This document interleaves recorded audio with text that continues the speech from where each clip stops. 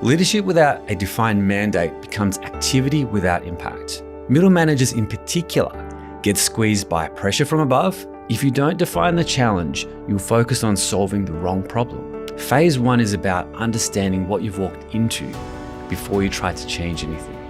Phase 2 is about shaping direction and expectations carefully. Now, phase 3, execute with discipline. If you've done the first 100 days well, by the end of those 3 phases, you will have clarity on the challenge, alignment on the direction, and credibility through disciplined execution. Leadership doesn't grow by accident. It grows because you choose to work on it. Welcome to Lead to Grow, the podcast that decodes how human success drives business performance with the people principle. I'm your host, Tommy Sim, and today we're going to explore what a new leader should do in their first 100 days. When a new leader commences, those first 100 days can feel like a whirlwind. It can go very quickly, whilst at the same time feeling like you've been working there for a year. And whilst your head is spinning, it's easy for your team to start forming ideas about your leadership that might not be ideally what you'd like. Now, other stakeholders might be asking questions as to whether or not that right decision was made. And this is even more challenging when you're an individual who's suddenly thrust into leading and managing your mates. I've been working with new and existing leaders for the past 25 years, and I've seen the best, the worst, and everything in between. We'll define 3 key phases and 10 specific actions you need to take within those first 100 days to set yourself up for success. We'll discuss what new leaders get wrong and why they misunderstand the advice. Phase 1, diagnose. Before you try to lead, understand what you've walked into. And step 1 within that is defining the true job to be done. Before you change anything, you need to define that mandate. For those moving from an individual contributor into leadership, you have an extra step to complete, which is that shift in identity. Your success used to be based on your individual performance, and that felt great. You were measured on what you produced. Now you're measured on what happens through others. And you can't just force their hands and mind to do exactly what you want. So your superpower of individual tasks is not as important as the ability to influence and develop. And there's a difference between intellectually knowing this and actually behaving differently. Now, for any new leader, whether you're experienced or not, the true job to be done depends entirely on the situation you've landed in. Is this a turnaround? Is performance low and in need of a significant lift? Is this an already high-performing team that needs elevation? Is it high growth? Is it efficiency and profitability? Or is it cultural repair? Leadership without a defined mandate becomes activity without impact. Agree this mandate explicitly with your manager. Don't assume that you're aligned. If you don't manage up, your team is going to pay for it, and you'll become this meet in the middle, which leads us to the second action in the diagnose phase. Manage expectations up, across, and down. New leaders often focus entirely on leading their team, but you also have your manager above you. You've got peers across from you, internal stakeholders your team depends on, finance, HR, IT, marketing, safety, process, and other team leaders. You've got clients, whether those are internal or external clients. Now, most leaders are not going to ignore clients, but besides clients, if you only focus downwards, you're going to be blindsided. Middle managers in particular get squeezed by pressure from above, a team that isn't ready or capable, too many initiatives, or too much change. Your job is to consistently manage expectations with your manager and to keep them informed. Don't let those surprises travel upward. And across teams, start by understanding their priorities. Ask what they need from you. Build alignment before you need favors. There's this common thing that happens across teams, whether it's internal or external teams across the value chain. Your job is to consistently manage expectations with your manager and keep them informed. Don't let those surprises travel upwards. And across teams, start by understanding their priorities. Ask what they need from you. Build alignment before you need favors. There's this common thing that happens across teams, whether it's internally or externally across the value chain. For example, with developers and property, the team across the value chain is mostly external. Similarly for, say, settlement officers in a finance broker firm. If you work in a big bank, a lot of the people you work with will be teams in other departments. Either way, it's going to go like this. So the way this goes is, so you're in your team and you've got people who deliver something to you. And very often it's like, these people, they keep sending it to us in as a dog's breakfast. It's a mess. And then you got people downstream from your team who's like, they're always complaining about what we're delivering to them. Whereas the insightful leaders, what they'll do is they will provide expectations to the people delivering to them and help them to help you. And the people downstream, they'll ask, what is it that we need to do for you to make sure that we're delivering value to you? And what happens is that the better leaders, they're building credibility across the value chain, which then enables their team to be more successful and creates respect within your team. Number 3, take a temperature check and map influence. Before you raise the bar, understand the emotional baseline. So what is the energy of the team? Are they burnt out? Are they cynical? Are they entitled? Are they high-performing but perhaps just coasting? Are they divided? Yes, you need to have one-on-ones with each team member, but how you go about those meetings makes a big difference.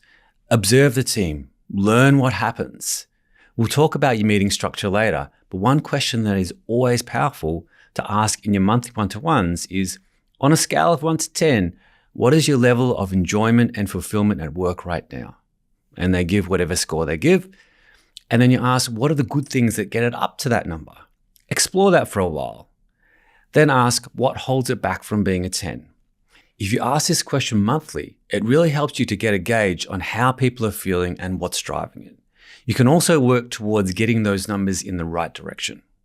Mapping influence is a code important to crack. Who influences who? Who is respected? Who is listened to? Who quietly undermines? And who are your natural allies? If you don't map influence, you'll struggle to get traction with any changes. Build your coalition before you build your strategy.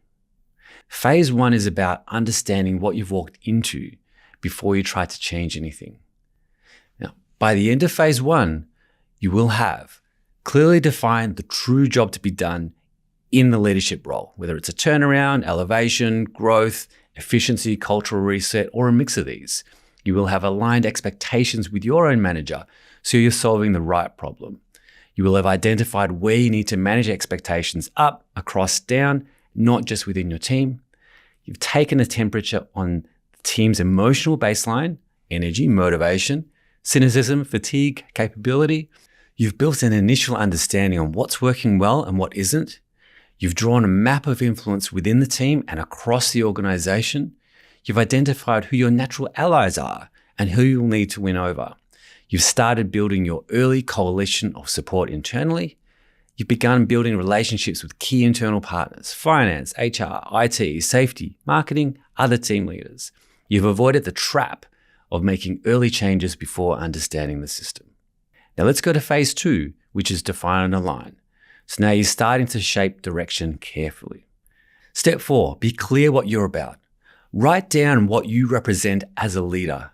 However, avoid espousing aspirational values that you think should be the ones you live by. What are the actual behaviors and mindsets that you embody and are naturally going to recognize in your team members? These are the actual behaviors you live. People can deal with high standards. They cannot deal with inconsistency. And one of the fastest ways to destroy credibility is with hypocrisy. You may or may not be surprised how often leaders talk about values they don't embody. So if you can simply be what you expect from others, this may go a long way with a team who may have been led by someone who didn't. Then it is important to catch people doing it right. Recognize those behaviors aligned to what you stand for. Be specific, be genuine. Now, action 5 is set expectations in the right sequence. Yes, you need to set expectations early. But the mistake many new leaders make is setting expectations that no one buys into and then having to revise them later. It can feel really powerful to come in and state that you're going to lift standards. People might even feel this sense of confidence and excitement in that moment because you seem so confident. But if we fast forward 6 months, a year, 2 years, and you've still not achieved those standards, well, if you're still around by that point, you've probably lost a lot of credibility with your team by that stage. Here's the sequence I suggest. Number 1, negotiate expectations with your own manager first. Number 2, understand the emotional and performance baseline of the team. Number 3, signpost direction before locking it in. Number 4, invite feedback. 5, refine. 6, then lock that in. 7, show the staircase, not just the summit. Stretch is important, but it must come with a visible path. Focus on the inputs. What are the high value activities that will get you there? And avoid 2 traps. Too many initiatives at once, this overwhelms. Constant experimentation, this makes you look unsure. Consistency builds trust. Phase 2 is about shaping direction and expectations carefully. By the end of phase 2, you will have defined what you're about as a leader, the behaviors you consistently represent and expect. Begun building a bank of goodwill by recognizing behaviors aligned to those expectations. Signposted directions to your team and gathered feedback before locking in expectations. Set clear expectations that people believe are achievable, not unrealistic declarations that need revising later. Showing the team how success can actually be achieved, the staircase, not just the summit. Identify the high value activities that will drive results. Build early alignment with your coalition inside the team. Avoided the trap of too many initiatives or constant experimentation. Created clarity around where the team is headed and why. Now, phase 3, execute with discipline. This is where credibility is earned or lost. Action 6 is established rhythm early. Establish a meeting cadence that makes the right conversations happen naturally. For example, weekly team meeting, weekly or fortnightly operational end-of-week check-in, monthly one-to-one focused on the human being and their development, quarterly performance review, quarterly business update on strategy and results, annual planning day. Rhythm reduces drama because you have a space to talk about what is needed and you have different paced meetings. Performance development and engagement problems will begin to fester if there is no opportunity in the calendar to discuss, resolve, and progress activities in the right direction. You'll be surprised how quickly things can change in a matter of weeks. Also, understand your company's approach to remuneration. What authority do you have? What information can you share? What can you commit to? Don't wait until you're in this awkward public situation or you have someone resign for more money and you're tempted to do the dreaded counteroffer. When you're proactively going to talk about remuneration, it is important to 99% of employees, just in different ways. And if you're silent on it, you're likely to get a nasty surprise one day. Now, action 7 is establish role clarity early. The first 100 days is when you have permission to ask all the dumb questions and to ask questions on structure. Clarify roles early. Are the positions clearly defined and documented? Have people just taken on tasks because no one else was doing them and now there exists confusion, inefficient handoffs, tasks that have slipped through the cracks, and overall a disjointed way of working? Do you have people who have taken on duties because they were the only option available at the time and now you have people in the wrong seat? Or were there simply hires that were offered the job because they were a good person, but they're not suited to the position? What if there is someone toxic? That is, they're simply the wrong person entirely. You need to diagnose early, set a plan early, document early. People will be watching how you respond to their toxic behavior. Whilst you want to be wary with the manner in which you deal with their behavior, don't let your emotions get the best of you. You may not remove them in the first 100 days, and in my experience, it can take longer. But if you don't start on it early, you just might get used to it, which would be a big mistake. Action 8, prepare for your first 4 out of 10 conversation. What is a 4 out of 10 conversation? It's the one that's not extremely difficult or intense, the way a 9 out of 10 conversation is. There is potential for a level of discomfort, but if we're not suitably skilled or inclined to have those conversations, then we avoid them. And this substantially increases the chance that you'll need to have those 9 out of 10 or maybe 10 out of 10 level conversations. I often focus my training and coaching on being able to have excellent 4 out of 10 conversations, which are far more effective and frequent than spending effort on the 9 out of 10. Think of the 4 out of 10 conversations as eating your veggies. The other thing is that if you're not ready and you avoid it, you've lowered the standard. And with the 9 out of 10, you often damage trust and it's exhausting. Have the conversation early. Be specific on behavior. Be calm. Keep the warmth. I say hard on behavior, soft on the person. People often think that you need to tense up and be stern. You can actually say more with someone with a warmer disposition than if you're really stern and tight. And remember the difference between trivial and small but important. So trivial is like someone checking their social media on their break. Don't waste your credits on things like that. But the small but important is people consistently turning up 5 minutes late to meetings. If you correct the trivial things, you look controlling. But if you ignore the small but important things, you look weak. Action 9, quick wins done properly. Yes, quick wins matter, but not cosmetic ones. Right? Quick wins are not about noise. They're about momentum. Choose wins aligned to the defined challenge. Recognize behaviors aligned to your stance. Build visible progress that reinforces direction. So it's really important to invest in your leadership as an ongoing action, whether you're a new leader or you're an existing leader who's stepping into a role. If you stop learning, stop investing, stop developing, you're going to be stagnant and you're not going to be ready for the challenges. Moreover, you're going to be setting an example for others that you don't need to learn, and therefore they don't need to learn. So demonstrating that you have a growth mindset not only helps you to be a better leader, it helps your team to see that actually development is really, really important to you. Leadership isn't a promotion, it's a craft. Now, phase 3, this is where credibility is earned. And by the end of this phase, you will have established a consistent meeting rhythm that supports performance. So team meetings, operational one-on-ones, development one-on-ones, performance reviews, business updates. You will have ensured the right conversations are happening at the right cadence. You've developed clarity on remuneration frameworks and what your authority actually is. You've established clear roles across the team. You've identified any misalignment between people and roles, even if they're good people. You've begun addressing toxic behavior or structural issues, even if the full resolution will take longer.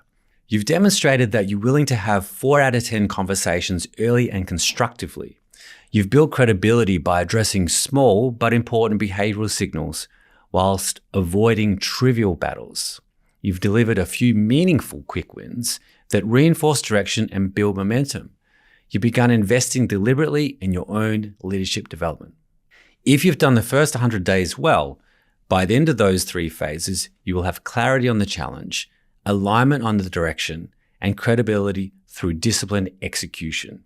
That's what sets the foundation for everything that comes next. Thanks for making the time today. I'm Tommy Sim, and this is Lead to Grow. If you found this episode helpful, feel free to share it with someone who might also get value from it. If you're watching on YouTube, you can like the video and subscribe to the channel to see future episodes. If you're listening on Apple Podcasts or Spotify, you can follow the show. And if you're on Apple Podcasts, a 5-star rating or short review really helps people discover it. New episodes come out regularly. Hope to see you again.